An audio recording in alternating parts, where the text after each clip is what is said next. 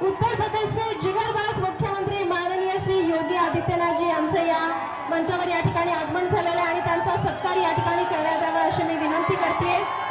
Bharatiya Janata party महायुतीचे उमेदवार माननीय रामभाऊ सातपुते यांच्या शुभ हस्ते त्यांचा या ठिकाणी सत्कार या मंचावर संपन्न होतोय। याचबरोबर अध्यक्ष माननीय श्री नरेंद्रजी काळे यांच्यासह भाजपच्या वतीने त्यांचा या ठिकाणी या मंचावर सत्कार संपन्न होतोय। आजच्या या कार्यक्रमाचे अध्यक्ष माननीय श्री उत्तर प्रदेशचे मुख्यमंत्री माननीय श्री योगी आदित्यनाथजी यांचा सत्कार या मंचावर या ठिकाणी भारतीय जनता पार्टी पक्षाच्या वतीने माननीय श्री नरेंद्रजी काळे यांच्या शुभ हस्ते या ठिकाणी संपन्न झाला। आणि यानंतर या ठिकाणी मी मंचावर आमंत्रित करते हिंदुत्वाचा धगधगता विचार कृतीत उतरवणारे हिंदू नायक माननीय श्री योगी आदित्यनाथजी यांना जोरदार टाळ्याने आपण त्यांचं स्वागत करणार आहोत।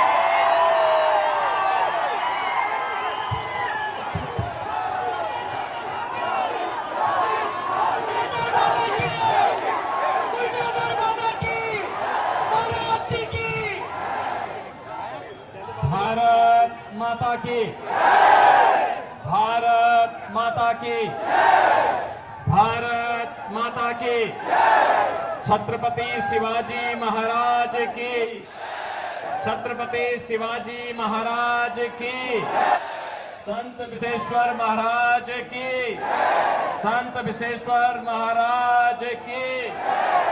जय श्री राम, जय जय श्री राम।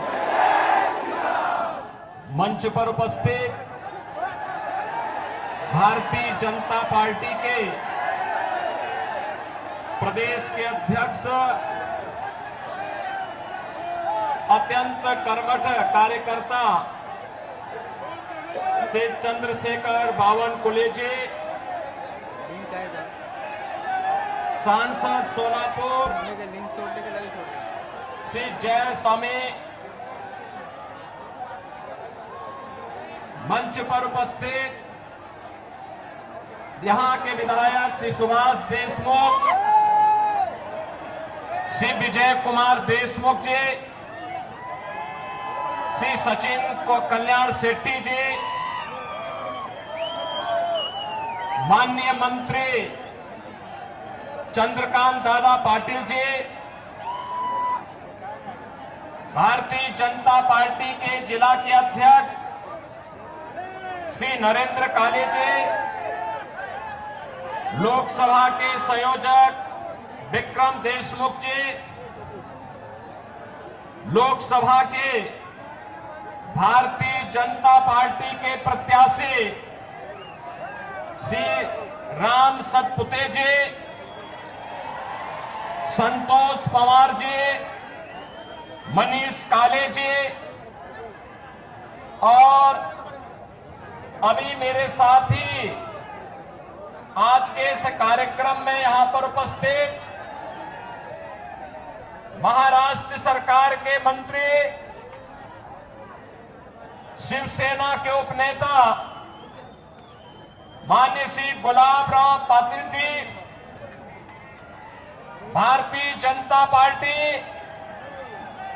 एनसीपी, शिवसेना और एनडीए गठबंधन से जुड़े हुए हमारे सभी पदाधिकारीगण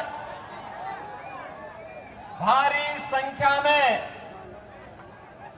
सोलापुर की इस प्रतिष्ठित लोकसभा सीट पर उपस्थित मेरे सभी उपस्थित बहनों और भाइयों, एक ऐसी पावन भूमि जिसके मध्य में रेवण सिद्ध, पश्चिम में भागवत का पंढरपुर, पूरब में स्वामी समर्थ जी का अक्कलकोट, उत्तर में आई भवानी का तुलजापुर और दक्षिण में गुरुदेव दत्त जी का गाणनापुर स्थित है ऐसी पावन धरा को कोटि कोटि नमन करते हुए मैं आप सभी का हृदय से अभिनंदन करता हूं, सादर अभिवादन करता हूं।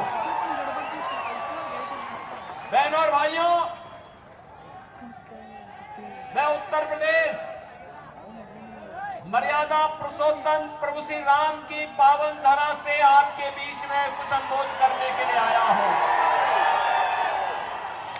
सबसे पहले तो मैं आपका अभिनंदन और आपका स्वागत करता हूं और आपका आभार भी व्यक्त करता हूं कि श्री राम जन्मभूमि आंदोलन के दौरान महाराष्ट्र के हमारे सभी भाजपा शिवसेना के कार्यकर्ताओं ने, महाराष्ट्र के हमारे वीर कार्यकर्ताओं ने जिस आंदोलन में बढ़ चढ़ करके भाग लिया और उस दौरान राम जन्मभूमि मुक्ति के उस आंदोलन के साथ जुड़ करके सफलता अर्जित की, आज प्रधानमंत्री मोदी जी के प्रयास से और आप सबके सहयोग से अयोध्या में भगवान राम का भव्य मंदिर बन गया है। अयोध्या में प्रभु राम का यह भव्य मंदिर हम सब भारतवासियों के लिए भव्य भारत के राष्ट्र मंदिर का एक चित्रण प्रस्तुत करता है। बहनों और भाइयों, अयोध्या का राम मंदिर इस बात का संकेत है कि अगर हम एकजुट होकर के कार्य करेंगे तो सिद्धि हमें अवश्य प्राप्त होगी, कोई ताकत हमें रोक नहीं सकती है। मोदी जी ने, प्रधानमंत्री मोदी जी ने 10 वर्षों तक इस देश के अंदर अथक प्रयास करके उनके प्रयासों में बाबा साहब भीमराव अम्बेडकर का संविधान, महात्मा फूले, सावित्रीबाई फूले और सरदेव बाला साहब ठाकरे के विचारों की प्रेरणा प्रधानमंत्री मोदी जी के एक एक कार्य में झलकती है और उसी का परिणाम है पूरे देश के अंदर चारों ओर एक ही स्वर से लोग आवाज उठा रहे हैं। बहनों और भाइयों, 2 चरणों के चुनाव संपन्न हो चुके हैं। 543 में से 191 सीटों पर चुनाव हो गए। उत्तर, दक्षिण, पूरब, पश्चिम चारों ओर मुझे जाने का अवसर प्राप्त हुआ। कल ही मैं वेस्ट बंगाल में था। बहनों और भाइयों, मैं कह सकता हूं चारों ओर एक ही स्वर गूंज रहा है। अकेले उत्तर प्रदेश में 80 लोकसभा सीट है और चारों ओर एक स्वर से आवाज आ रही है कि फिर एक बार मोदी सरकार का, ये मोदी सरकार का जो स्वर गूंज रहा है वैसे ही नहीं गूंज रहा है। 10 वर्ष तक बाबा साहब भीमराव अम्बेडकर के संविधान की पूजा करते हुए, महात्मा फूले के सामाजिक न्याय को अंगीकार करते हुए, सावित्रीबाई फूले के महिला सशक्तिकरण के अभियान को आगे बढ़ाते हुए और सरदेव बाला साहब ठाकरे के हिंदुत्व की प्रचंड ज्वाला को आगे बढ़ाते हुए जो सिंहनाथ मोदी जी ने किया है, आज उसका परिणाम हम सबके सामने है। 140 करोड़ भारतवासियों का दुनिया के अंदर सम्मान बढ़ा है। भारत की सीमाएं सुरक्षित हुई हैं। एक सुरक्षित भारत किस रूप में सुरक्षित हुआ है? आज कोई भी देश, कोई भी दुश्मन भारत की सीमा का अतिक्रमण नहीं कर सकता। आतंकवाद, नक्सलवाद समाप्त। अगर कहीं जोर से पटाखा भी फूटता है तो पाकिस्तान पहले सफाई देता है कि मेरा हाथ नहीं है, क्योंकि इसे मालूम है ये नया भारत है, छेड़ता नहीं है। लेकिन अगर कोई छेड़ेगा तो फिर उसको छोड़ना भी नहीं है।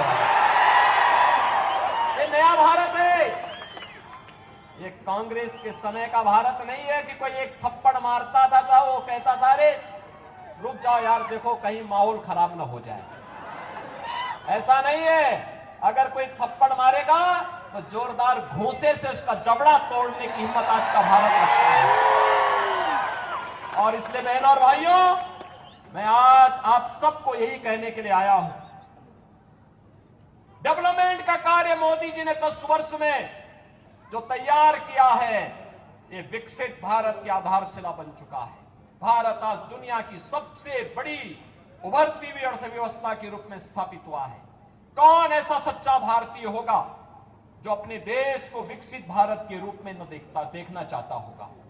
हर भारतवासी की इच्छा है, क्योंकि जब मेरा देश आत्मनिर्भर होगा, विकसित होगा, तो हर चेहरे पर खुशहाली होगी, हर नौजवान के हाथ में रोजगार होगा, हर किसान आत्मनिर्भर होगा, हर बहन और हर माताएं, हर बेटियां स्वावलंबन की ओर अग्रसर होंगी, हर श्रमिक खुशहाल जीवन व्यतीत करेगा, हर व्यापारी का व्यापार बढ़ेगा। और यही तो मोदी जी चाह रहे हैं। इसी भारत की परिकल्पना को साकार करने के लिए वे प्रयास कर रहे हैं। कांग्रेस ने तो गरीबी हटाओ का नारा दिया था, 65 वर्षों में गरीबी नहीं हटा पाए। मोदी जी ने मात्र 10 वर्ष में 25 करोड़ लोगों को गरीबी रेखा से ऊपर उठा करके खुशहाल जीवन व्यतीत करने के लिए छोड़ा।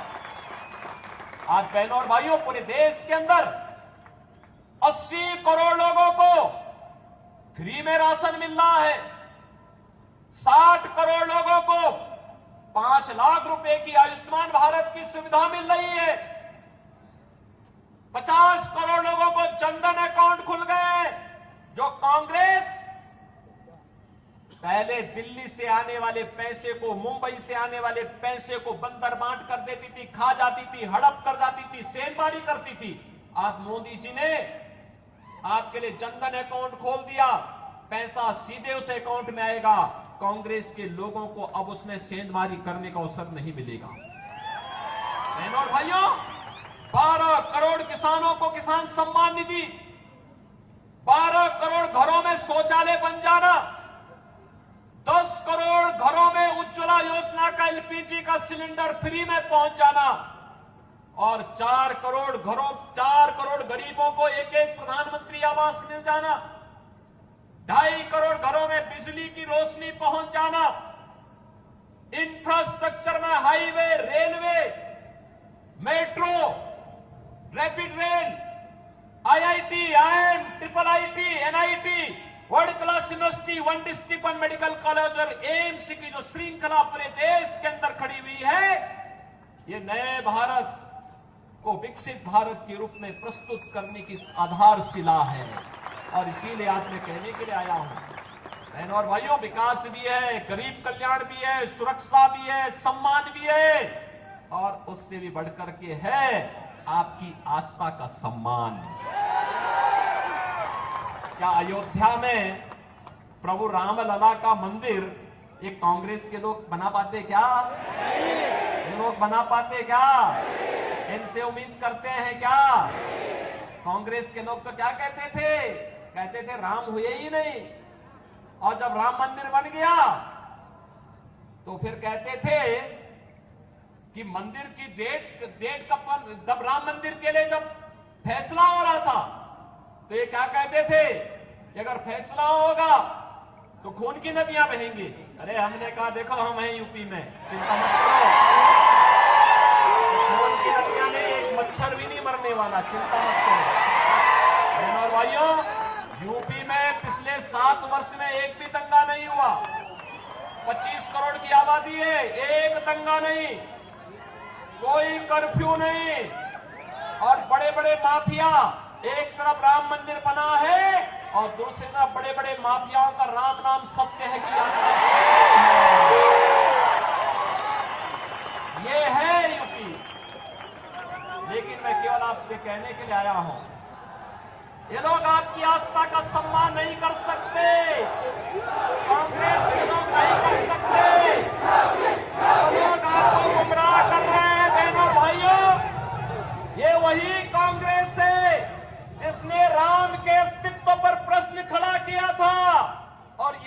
कांग्रेस है जिसने हिंदुओं को अपमानित करने के लिए हिंदू आतंकवाद का शब्द भी दिया था। हिंदू आतंकवाद, क्या हिंदू आतंकवादी होता है क्या? ये कांग्रेस के लोगों को क्या हो गया था? यूपीए की सरकार थी और तब इन्होंने हिंदू आतंकवाद शब्द भी दिया था। और आप याद करिए कौन व्यक्ति था देश का गृह मंत्री उस समय? याद करिए, उसी के लोग, उसी के परिवार के लोग आज चुनाव लड़ने के लिए यहां पर अपने खूनी पंजे के साथ आपके बीच में आए होंगे और उसी से सावधान करने के लिए मैं आपके बीच आया हूं, आपसे कहने के लिए। उस समय इन्होंने कहा था, जब मालेगांव के विस्फोट हो रहे थे, तब इन्होंने कहा था इसमें योगी आदित्यनाथ का भी नाम होगा, हम सीबीआई का रेड कराएंगे। हमने कहा एक बार प्रमाण के साथ भेजना मेरे पास थोड़ा। अपने कृत्यों पर इनको कभी पश्चाताप नहीं होगा। और बहनों और भाइयों, हिंदुओं को अपमानित करने के लिए, हिंदू आस्था पर कुठाराघात करने के लिए इन्होंने क्या कुछ नहीं किया है। कांग्रेस साथी तो 65 वर्षों तक शासन करने का उसे अवसर मिला था। वह भारत को दुनिया की एक बड़ी ताकत बना सकती थी, देश को नक्सलवाद, आतंकवाद से मुक्त कर सकती थी। लेकिन आतंकवाद की जड़ कांग्रेस, देश के अंदर नक्सलवाद की समस्या कांग्रेस ने दी, गरीबी कांग्रेस ने दी, भ्रष्टाचार कांग्रेस ने दिया, देश की सुरक्षा में सेंध कांग्रेस ने लगाया। और अब तो कांग्रेस अपने घोषणा पत्र के माध्यम से ओबीसी, अति पिछड़ी जाति यानी पिछड़ी जाति के आरक्षण पर और अनुसूचित जाति जनजाति के आरक्षण पर भी सेंधमारी करने का प्रयास कर रही है। कांग्रेस का घोषणा पत्र बताता है, वह कांग्रेस का घोषणा पत्र क्या कहता है? कांग्रेस का घोषणा पत्र इस बात की पुष्टि करता है कि यूपीए सरकार के समय कांग्रेस ने यही प्रयास किया था। उस समय उसने जस्टिस रंगनाथ मिश्रा के नेतृत्व में एक कमेटी बनाई थी और कमेटी ने कहा था कि पिछड़ी जाति के लोगों को मिलने वाले 27% आरक्षण में से 6% मुसलमानों को दे देना चाहिए। क्या हम अपने पिछड़ी जाति के लोगों के हक को किसी दूसरे को बांटने देंगे क्या? हिंदुओं का आरक्षण किसी को मिलना चाहिए क्या? और सच्चर कमेटी गठित करके इन्होंने मुसलमानों की कुछ जातियों को अनुसूचित जाति में शामिल करने का प्रयास किया था।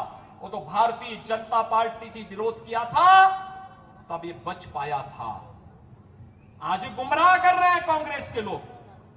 ये अनुसूचित जाति, जनजाति और पिछड़ी जाति के आरक्षण में सेंध लगाने के लिए आज कांग्रेस ने साजिश रच दी है और इसीलिए अब वह तमाम प्रकार के झूठ का सहारा ले रही है।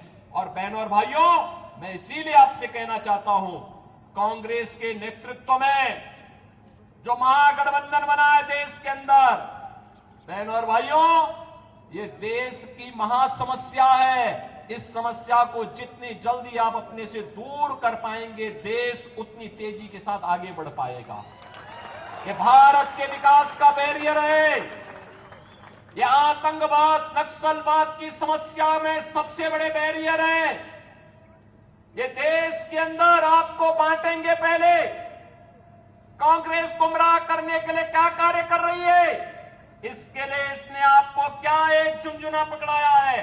ये कह रही है पहले जातीय जनगणना करेंगे, जातीय जनगणना करके हिंदुओं की जातियों को आपस में लड़ाएंगे, फिर आपस में लड़ाने के बाद जब आरक्षण का मुद्दा इनके मुद्दे से अलग हो जाएगा, उसमें लोगों का ध्यान आपस में लड़ने में ही हिंदू लड़ने लग जाएगा, उसके बाद चुपचाप आपके हक पर ये उसको मुसलमानों को देने का काम करेंगे और फिर भारत के इस्लामीकरण का, तालिबानीकरण की एक रूपरेखा अपने घोषणा पत्र के अनुसार कांग्रेस तैयार कर देगी।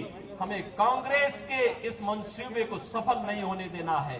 बहनों और भाइयों, इस देश का फिर से मजहब के आधार पर बंटवारा नहीं होने देना है और इसके लिए चाहे कोई भी कुर्बानी देनी पड़े, हमें इसके लिए अपने आप को तैयार करना है और इसीलिए हम आए हैं।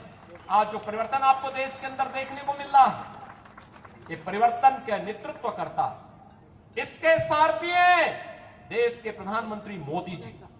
और आज हमारा दायित्व बनता है 10 वर्ष तक बिना रुके, बिना डिगे, बिना झुके मोदी जी ने देश के विकास के लिए 24 घंटे 365 दिन लगातार 10 वर्ष तक काम किया है। और आज इसीलिए मैं आपसे अपील करने के लिए आया हूं, अगर मोदी जी अपने स्तर पर मेहनत करते हैं, कार्य करते हैं, देश के लिए सोचते हैं, नेशन फर्स्ट के लिए कार्य करते हैं, मोदी जी नेशन फर्स्ट की बात करते हैं और कांग्रेस और उनके गठबंधन के लोग फैमिली फर्स्ट की बात करते हैं। यही अंतर है। मोदी जी देश की बात करते हैं, वे परिवार की बात करते हैं।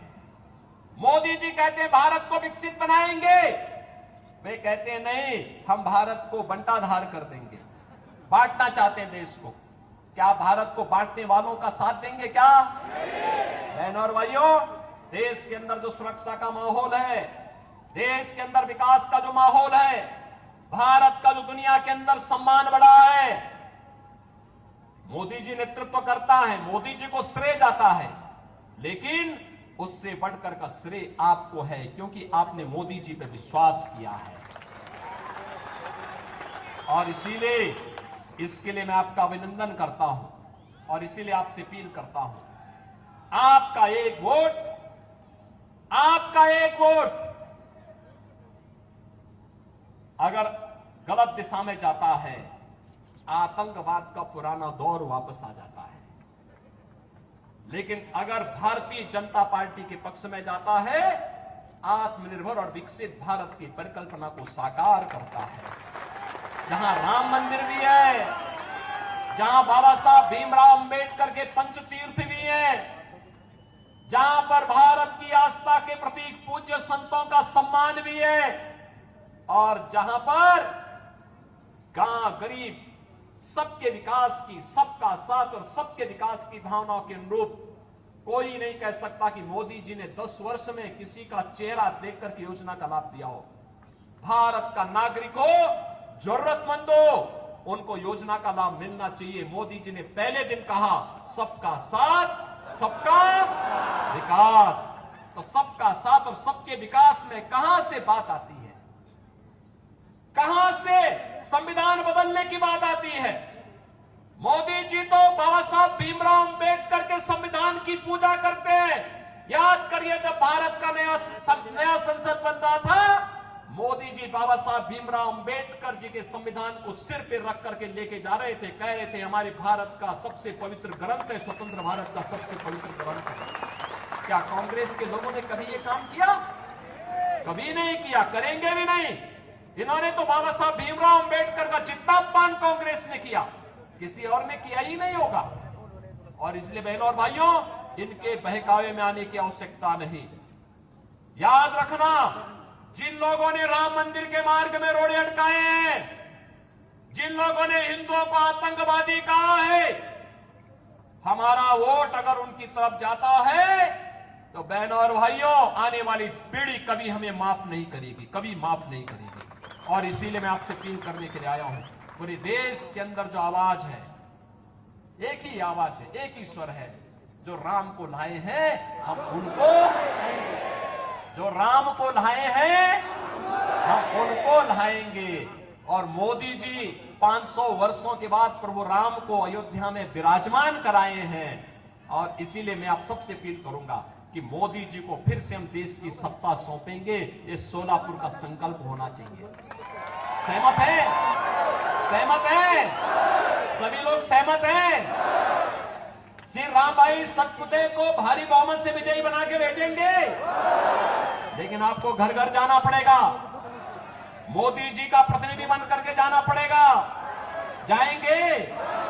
श्री चंद्रशेखर बावनकुले जी का प्रतिनिधि बन करके जाना पड़ेगा। जाएंगे? श्री देवेंद्र फडणवीस का प्रतिनिधि बन करके जाना पड़ेगा। जाएंगे? मुख्यमंत्री शिंदे जी का प्रतिनिधि बन करके जाना पड़ेगा। जाएंगे? सभी लोग सहमत हैं? बहनों और भाइयों, बहुमत से विजयी बनाएंगे तो आपको भी हम आश्वासन देते हैं, जैसा परिवर्तन आपको यूपी में दिखाई दिया है, वैसे ही परिवर्तन को देश के अंदर भारतीय जनता पार्टी सरकारों के अंदर देखने को मिलेगा। सहमत है ना? सभी लोग सहमत हैं? तो फिर मेरे साथ बोलेंगे, भारत माता की, भारत माता की, भारत माता की, वंदे वंदे